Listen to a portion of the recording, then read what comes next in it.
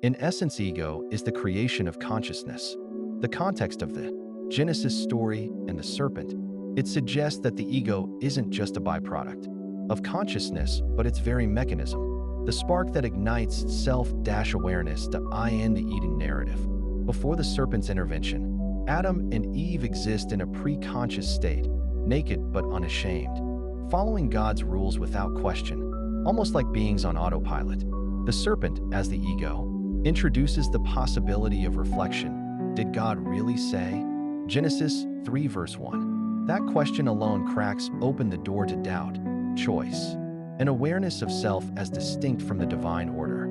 The act of eating the fruit could then symbolize the full activation of consciousness. Knowledge of good and evil isn't just moral data, but the ability to perceive and evaluate the world through a self-aware lens. This tracks with how consciousness often feels. It's both a gift and a burden. The ego, as the I that consciousness constructs, lets us create, reason, and assert our individuality. But it also traps us in separation, comparison, and conflict. In the story, the immediate fallout, shame, blame, Adam pointing at Eve, Eve at the serpent, and exile mirrors how the ego fragments our experience, pulling us out of harmony into a world of me versus you, or me versus God.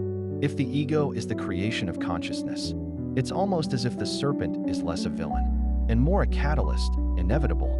Once the potential for awareness exists, maybe Eden wasn't meant to last. Maybe consciousness, and thus the ego, was always the next step. It's a bit like Pandora's box. Once opened, there's no going back, and the story becomes about navigating what's unleashed.